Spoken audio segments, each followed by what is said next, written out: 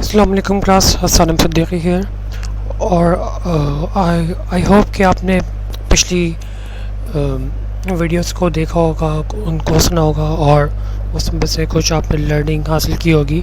तो उससे की एक और एक्सटेंशन है कि हमें इन द प्रीवियस वीडियो जो हमने पढ़ा था रिगार्डिंग द कॉन्सेप्ट ऑफ कि कुछ आपको डेफिनेशन पता होने चाहिए कंडक्टोमेट्री के हवाले से, इलेक्ट्रोकेमिस्ट्री के हवाले से।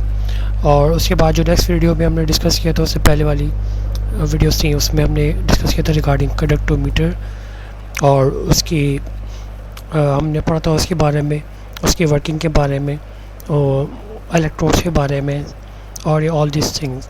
तो इसकी फर्दर एक्सटेंशन है रिगार्डिंग कि इसकी एप्लीकेशन क्या है। एप्लीकेशन इसकी अब हम पढ़ने जा रहे हैं कि अब हम इस कंडक्टोमीटर को टाइट्रेशन के साथ मिक्स करके पढ़ेंगे, ठीक है। इट इज़ कॉल्ड इस कंडक्टोमेट्रिक टाइट्रेशन। कंडक्टोमेट्रिक टाइट्रेशन का पर्पस ये है कि इसमें हम इक्विवेलेंस पॉइंट फाइंड आउट करते हैं, ठीक है।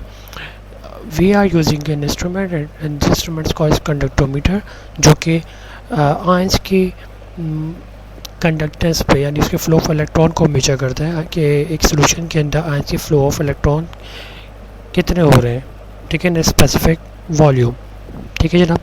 उसको ये मेजर करता है और उसके थ्रू हम इसकी टाइट्रेशन परफॉर्म करेंगे, सही है। तो इसमें हम इंडिकेटर का यूज़ ही करते हैं, number 1 point, and number 2 we are using an instrument and it is called as conductometer to find out the equivalence point, ठीक है। अच्छा, this is conductometric titration is very much accurate than the conventional titration.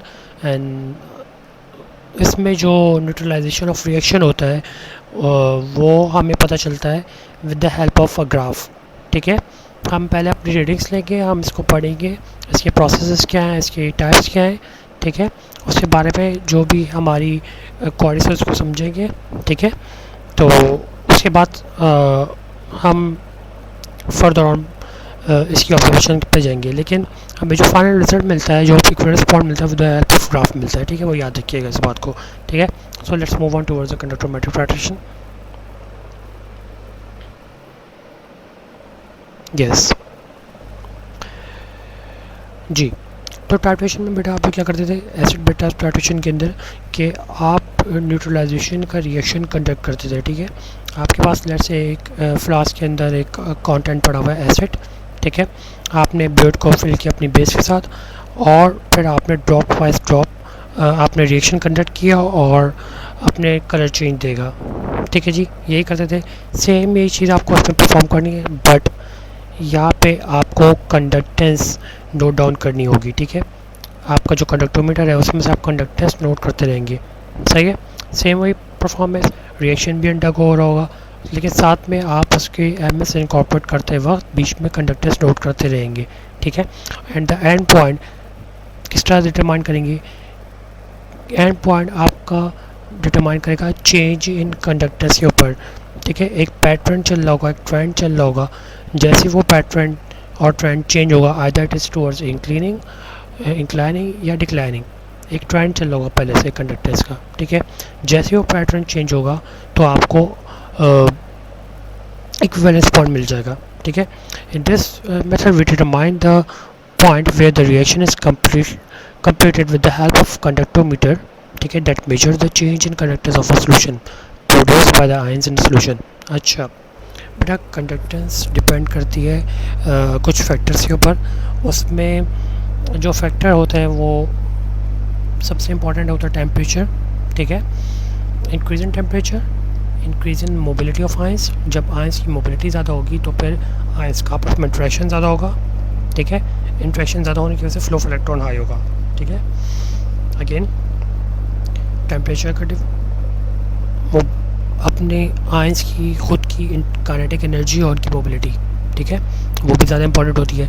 Let's say अगर एक ion है, H ion है और एक O H ion है, एच आयन की मोबिलिटी हाई होगी as compare to O H ion, ठीक है।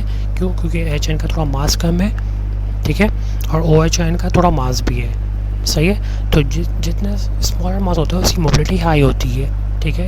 एक आपको पता होना चाहिए, ठीक है जनाब, वो ज़्यादा एक्टिव होता है। तो आयंस की movement is very important factor, ions की concentration is a very important factor, ठीक है। जितनी ज़्यादा कंसंट्रेशन में आयंस होंगे उतना ज़्यादा फ्लो ऑफ इलेक्ट्रॉन होगा, जितनी ज़्यादा मूवमेंट होगी एक दूसरे से कोलाइड करेंगे उतना ज़्यादा फ्लो ऑफ इलेक्ट्रॉन होगा, ठीक है। तो तमाम चीज़ें हमारी रिएक्शन के प्रोसेस में हेल्प करती हैं, रेट को आगे करती हैं, ठीक है। इसी को हमें मेजर करना है, ठीक है। Either what will be the trend, जब कंडक्टेंस का ट्रेंड चेंज होगा तो आपको इक्विवेलेंस पॉइंट आउट मिलेगा। This is a basic concept regarding it, ठीक है।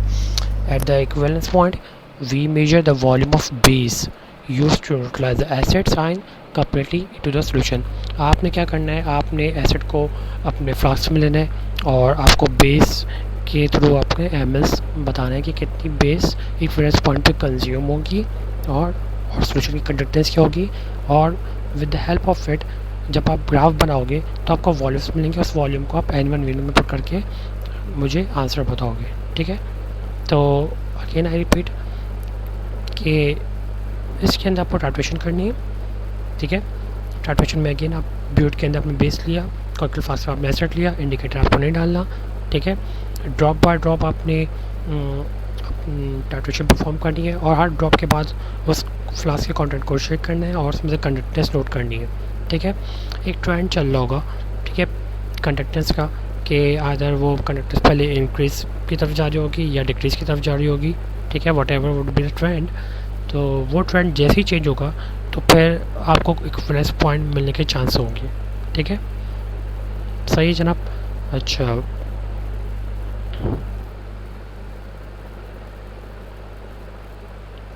जी, तो इसकी कुछ इंस्ट्रूमेंटेशन इस तरह है कि आपने बीकर या फ्लास्क में लेना है। आई वुड प्रेफर कि आप बीकर में करें क्योंकि बीकर का सरफेस एरिया कम होता है और उसके अंदर लिक्विड का जो वॉल्यूम है वो सरफेस एरिया कम होने की वजह से लिक्विड कॉम्पैक्ट होता है, ठीक है। फ्लास्क में लेंगे वो कॉम्पैक्ट, वो लिक्विड स्प्रेड हुआ होगा सरफेस एरिया हाई की वजह से, बॉटम फ्लास्क एरिया हाई होता है और कंडक्टोमीटर का जो आपका प्रॉब है वो कम्प्लीटली इमर्स नहीं हो पाएगा। तो आई वुड प्रेफर कि आप बीकर के अंदर ये चीज़ परफॉर्म करेंगे, ठीक है, बीकर के अंदर लेंगे, कॉर्टिकल फ्लास्क के अंदर नहीं लेंगे। सही जनाब। जब हम इसको प्रोसेस को परफॉर्म करेंगे तो मैं आपको इसको प्रोसीजर को क्लियर कर दूंगा, ठीक है। अच्छा, इसके आप देख लें, बीकर के अंदर आपने बेस लिया हुआ है, प्रॉब आपने इंसर्ट करी हुई है साइमल्टेनियसली, ठीक है। ब्यूट के अंदर आपका सोल्यूशन फिल्ड है और ब्यूट सिर्फ कॉन्टेंट आपका बीकर के अंदर ड्रॉप बाय ड्रॉप गिर रहा है, ठीक है। एक बार आपको फ्यू एमएस में आपने लेट से अपने 1 ml के अंदर अपने रीडिंग ली, पर 2 ml आपने ब्यूट से 1 ml आपने इनकॉर्पोरेट किया, आप अगेन शेक किया, फिर रीडिंग ली। इस तरह से आपको रीडिंग लेनी है, ठीक है जनाब। ये मैंने जैसा आपको एक ओवरव्यू है कि इसकी सेटिंग कैसे होगी, सही है। अच्छा बेटा, कंडक्टोमेट्रिक टाइट्रेशन के होते हैं टाइप्स, केसेस, ठीक है। अब वो टाइप्स होती है 4, ठीक है। अगर मेरे पास स्ट्रॉन्ग एसिड और स्ट्रॉन्ग बेस मौजूद है तो उसका केस क्या होगा, उसकी वजूहत क्या होंगी, उसका ग्राफ कैसे बनेगा, हम वो डिस्कस करेंगे। अगर मेरे पास स्ट्रॉन्ग एसिड और वीक बेस है उसका ग्राफ कैसे बनेगा, उसके पीछे क्या बेसिक्स होगी, हम वो डिस्कस करेंगे। अगर मेरे पास वीक एसिड और स्ट्रॉन्ग बेस है तो उसके पीछे उसकी क्या वजूहत है और ग्राफ कैसे बनेगा, वो डिस्कस करेंगे, ठीक है। अगर मेरे पास दोनों वीक है, एसिड भी वीक है और बेस भी वीक है, तो उसकी पीछे उसकी वजूहत क्या है, हम वो भी डिस्कस करेंगे, ठीक है। इस वीडियो के अंदर फ़िलहाल मैं आपसे 2 केस डिस्कस करूँगा, ठीक है। वो होंगे एक स्ट्रॉन्ग एसिड के और स्ट्रॉन्ग बेस के साथ और strong acid with weak base के साथ, ठीक है। फर्दर वीडियो के अंदर मैं आपसे वो 2 सेपरेट केस मज़ीद डिस्कस करूँगा, ठीक है। So let's quickly move on to our first case. If I will be conducting the conductometric titration of a strong acid with a strong base, तो उसके एग्जाम्पल्स के साथ मैं आपसे डिस्कस करता हूँ। लेट्स से मैं टाइट्रेशन कंडक्ट करी HCl which is strong acid and NOH with a strong base, तो मैंने प्रोडक्ट जो मुझे मिला वो NaCl मिला और H2O मिला, ठीक है। Keeping in view the factor of conductance, कि कंडक्टेंस के लिए इंपॉर्टेंट क्या है, नंबर 1 टेम्परेचर को होना चाहिए, ठीक है, रूम टेम्परेचर पे कर ले, ठीक है। Number 2 mobility of ions, freely available ion solution के अंदर मौजूद होने चाहिए for the conductance, freely available ions are very much important, ठीक है, सही है। अगर वो आयन किसी दूसरे आयन के साथ कंबाइंड होके कुछ प्रोडक्ट बना लेगा तो वो फ्री अवेलेबल नहीं होगा, ठीक है, वो उसकी कंडक्टेंस कम होगी, ठीक है, और क्योंकि उसकी मोबिलिटी भी ज़्यादा नहीं होगी और वो सेडिमेंट होता रहेगा बॉटम के अंदर। तो freely available ions are very much important in the reaction mechanism for the conductance, ठीक है, और mobility of ions is very much important, और concentration of ions is also very much important. The higher the concentration, the more chances के freely available ions उस solution के अंदर मौजूद हो, ठीक है। तो let's say कि मैंने कंडक्टोमेट्रिक रोटेशन परफॉर्म करनी है स्ट्रॉन्ग एसिड की स्ट्रॉन्ग बेस के साथ, मेरे पास इनिशियली बीकर के अंदर HCl मौजूद है और मैंने उसको लेट्स से 0.5 मोलर मैंने HCl बनाया था सॉल्यूशन के अंदर और उसके अंदर वाटर कंटेंट भी है, ठीक है। तो जैसे ही HCl ने पानी के साथ रिएक्ट किया तो वो ब्रेक डाउन हो गया H हाइड्रोजन और क्लोराइड आयन के अंदर, ठीक है, डिसोसिएट हो गया, अपने आयंस के अंदर फ्रेगमेंटाइज हो गया, सही है। सॉल्यूशन के अंदर अब आवाज़ गौर से सुनेगा, मैंने HCl बनाया था पानी के अंदर, डिसोसिएट हुआ है, फ्रीली अवेलेबल आयंस मौजूद है। HCl is a strong acid, ठीक है। स्ट्रॉन्ग एसिड की खासियत क्या होती है कि it completely ionizes in an aqueous medium, ठीक है, स्ट्रॉन्ग इलेक्ट्रोलाइट। तो हाई नंबर ऑफ आयंस होंगे इसके पास, ठीक है। मैंने इसकी कंडक्टेंस मालूम करी कब, जब मैंने कोई भी बेस का वॉल्यूम इनकॉर्पोरेट नहीं किया, ठीक है, 0 ml, मैंने 0 ml मीन्स कि मैंने अभी बेस के अंदर नहीं डाली और HCl को पानी के अंदर डिसोसिएट हुआ है, मैंने उसकी कंडक्टेंस मालूम करी, तो at that point of time it will be high. Why it will be high? Because उसके दोनों आयंस फ्रीली अवेलेबल है नंबर 1, और उनकी मूवमेंट भी हाई है, ठीक है, movement high, both the ions and are freely available. That's why the maximum concentration is showing over here, ठीक है। Again, keeping in view conductors depend upon the mobility of ions and the concentration of ions. तो ions अपनी HCl completely break down हो चुका है hydrogen के अंदर और क्लोराइड के अंदर, ठीक है, और फ्रीली अवेलेबल सोल्यूशन के अंदर। तो that's why the conductance of this solution is very high initially. जब मैंने इसके ऊपर बेस इनकॉर्पोरेट करना स्टार्ट करी, NaOH इनकॉर्पोरेट करना स्टार्ट करी, ठीक है, अब क्या होगा, मैंने HCl का बीकर मिल गया था, मैंने लेट्स से 1 ml या 0.5 ml मैंने इसके अंदर बेस इनकॉर्पोरेट करी और फिर मैंने इसको फ्लास्क अपने बीकर को शेक किया, फिर मैंने कंडक्टेंस नोट करी, ठीक है। तो 1 ml कितना आ जाएगा, लेट्स से इस जगह पे स्ट्राइक किया तो ये जगह पे क्या है, कंडक्टेंस क्या आ रही है, कम आ रही है, ठीक है, सही। और ये क्यों कम आ रही है, NaOH पानी में आके डिसोसिएट हुआ सोडियम में और हाइड्रोजन में। पानी के अंदर already freely available hydrogen and chlorides मौजूद थे, ठीक है। तो सोडियम कंबाइंड हो गया, जितना भी डिसोसिएट हुआ फॉल से आके कंबाइंड हो गया क्लोराइड आयन के साथ, ठीक है, उसने बना लिया सॉल्ट और इसने कंपाउंड बना लिया। वो कंपाउंड सॉल्यूशन के अंदर नीचे आके सेटलमेंट हो जाएगा, क्यों, क्योंकि वो उसका मास बढ़ गया है, ठीक है। अब मज़ीद मेरे पास क्या बचा, OH बचे और मेरे पास बचा OH और मज़ीद मेरे पास बचा H आयंस, वो कंबाइंड होकर उन्होंने ऑलरेडी वाटर बना दिया, ठीक है। तो कुछ नंबर ऑफ़ आयंस रिड्यूस हो गए किसके, हाइड्रोजन के, जो कि फ्री अवेलेबल थे कंडक्टेंस के लिए, सही है, और H आयन और क्लोराइड आयन भी रिड्यूस हो गए, ठीक है। तो ये जो आयन रिड्यूस हुए हैं वो कंडक्टेंस को मैक्सिमम करने में काम आ रहे थे, ठीक है। तो जब सॉल्ट बना तो जितने भी फ्रीली अवेलेबल थे, लेट्स से 100 आयंस H मौजूद है, 100 आयंस Cl मौजूद है, तो लेट्स से उसमें से 2 आयंस कंज्यूम हो गए सॉल्ट बनाने के लिए H के, और Cl के 2 आयंस कंज्यूम हो गए आउट ऑफ 100, ठीक है, और H के 2 आयंस कंज्यूम हो गए वाटर के लिए।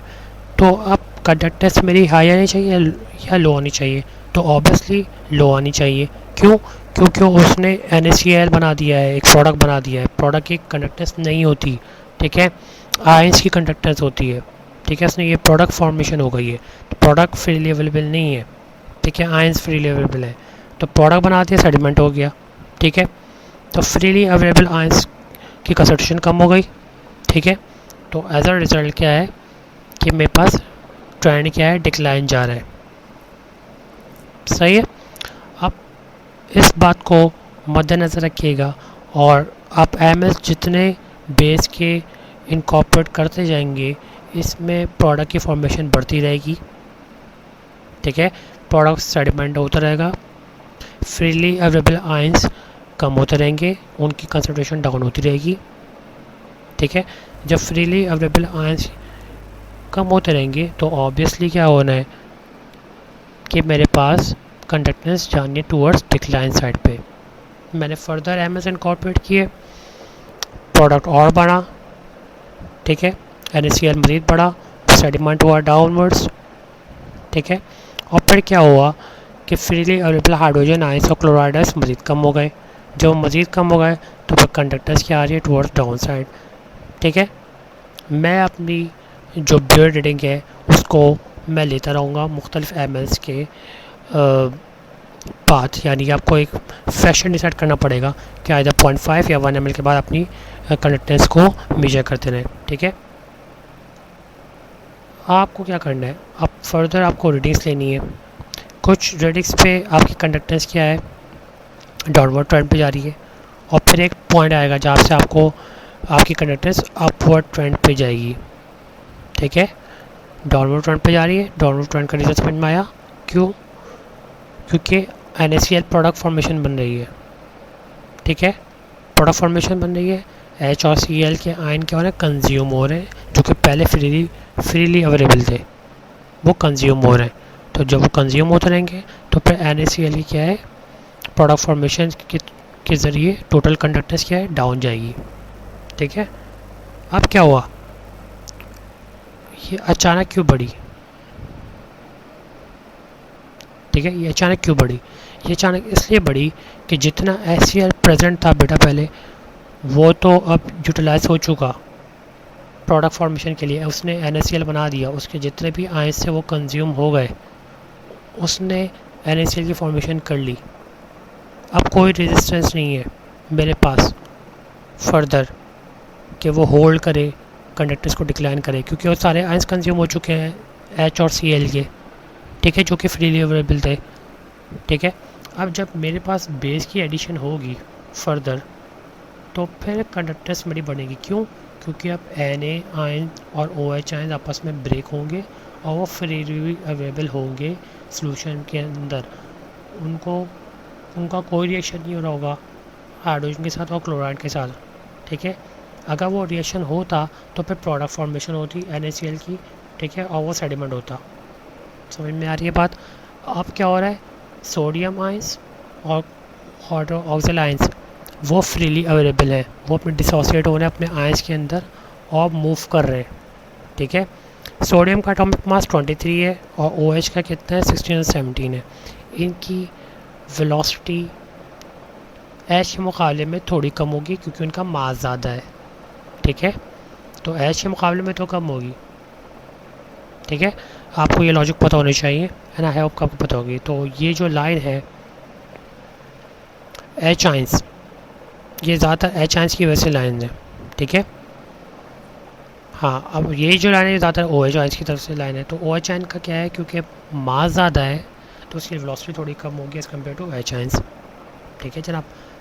तो this is the basic whole concept regarding it कि आपके जो आयंस हैं वो कंज्यूम हो रहे हैं एसिड के, that's why the conductance is declining towards it.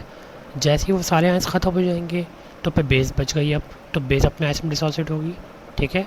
और आयंस की मोबिलिटी की वजह से ये मेरे पास ट्रेंड लाइन ऊपर जा रही है, ठीक है। क्यों? क्योंकि NaOH भी क्या है, कम्प्लीटली डिसोसिएट हो जाता है अपने आयंस के अंदर, ठीक है, और उनके आयंस की भी रैपिड मूवमेंट है। तो that's why this is towards some kind of V shape, ठीक है। whenever if I am conducting a conductometric titration of a strong acid with a strong base, so I will be achieving a V-shaped graph, ठीक है। since both the reactant are strong, ठीक है, तो V-shaped graph मुझे achieve होगा। And I hope कि you got the whole logic behind it. If you have any queries, I will be arranging a live session regarding this thing, or within this week, तो you can ask freely if आपको इसमें कोई चीज़ ambiguous लगती है तो ठीक है जनाब. अच्छा, let's move on toward the another case which is a strong acid with a weak base. So over here I have मेरे पास जो एग्जांपल है वो sulphuric acid with ammonium hydroxide की एग्जांपल है. ठीक है, sulphuric acid is a strong acid as you know. ठीक है, वो रेडली सॉल्युबलाइज हो जाता है पानी के अंदर, और उसके हाइड्रोजन आइंस और सल्फेट आइन भी फ्रीली अवेलेबल है वाटर के अंदर. सो अभी उसके अंदर आपने बेस इनकॉर्पोरेट नहीं करी, तो सिंस जितने भी हाइड्रोजन आइन है वो फ्रीली अवेलेबल हैं, और कंडक्टेंस क्या है फ्री अवेलेबल आइन की वजह से ज़्यादा हाई होती है, तो उसकी वजह से मुझे जो मैक्सिमम कंडक्टेंस मेरी अचीव हो रही है. ठीक है, सेम कॉन्सेप्ट है. जैसे ही मैंने बेस का इनकॉर्पोरेट किया तो कुछ मेरे पास सॉल्ट फॉर्मेशन हुई सोडियम सल्फेट की, सॉल्ट सेडिमेंट डाउन हुआ, हाइड्रोजन आयन की कंसंट्रेशन ड्रॉप डाउन हुई, साइमल्टेनियसली सल्फेट आयन की कुछ कंसंट्रेशन ड्रॉप डाउन हुई. ठीक है, जिसकी वजह से फ्रीली अवेलेबल आयंस क्या है वो कम हो गए, और मेरी कंडक्टेंस क्या है डाउन जा रही है. ठीक है, मेरी कंडक्टेंस क्या है वो डाउन जा रही है. फिर मैंने अगेन सोडियम हाइड्रोक्साइड को मैंने इनकॉर्पोरेट किया. ठीक है, अपने सॉल्यूशन के अंदर, और उसने फरीद हाइड्रोजन आयन से और जो सॉल्यूशन के अंदर प्रेजेंट है सल्फेट आयंस जो कि फ्रीली अवेलेबल थे उसे रिएक्ट किया, उन्होंने सॉल्ट फॉर्मेशन करी, वो सॉल्ट सेडिमेंट हुआ डाउनवर्ड्स, और फिर मेरी कंडक्टेंस जब मैंने नोट करी कुछ ml बाद, तो फिर वो डिक्रीज जा रही है. ठीक है, मेक श्योर कि आपको चेंज इन कंडक्टेंस देखनी है. जो एक ट्रेंड चल रहा है, ये ट्रेंड चल रहा है डाउनवर्ड्स, वहाँ पे जो नेक्स्ट पिछले स्लाइड में आपकी चेंज इन कंडक्टेंस हुई अपवर्ड्स की तरफ, लेकिन यहाँ पे क्या है, यहाँ पे डाउनवर्ड जा रही है अभी ट्रेंड, और एक पॉइंट पे आके ये हो जाएगी कांस्टेंट. ठीक है, वहाँ पे क्या है, वहाँ पे इंक्लिनेशन की तरफ जा रहा था. ठीक है, समहाउ वी शेप. क्यों? क्योंकि मेरे पास जो बेस है वो स्ट्रॉन्ग था, क्योंकि उसके तमाम आयन डिसोसिएट हो रहे थे सोल्यूशन के अंदर और फ्रीली अवेलेबल थे. दैट्स वाई वो वर्टिकल साइड की तरफ मूव कर रहा था, इंक्लाइन जा रहा था. अब मेरे पास क्या है, मेरे पास अमोनियम हाइड्रोक्साइड है. Ammonium hydroxide is a weak base. उसके OH आयन कंप्लीट डिसोसिएशन पे नहीं होते, वो पार्शियल डिसोसिएशन पे होते हैं. OH आयंस की फ्रीली अवेलेबल नहीं होते.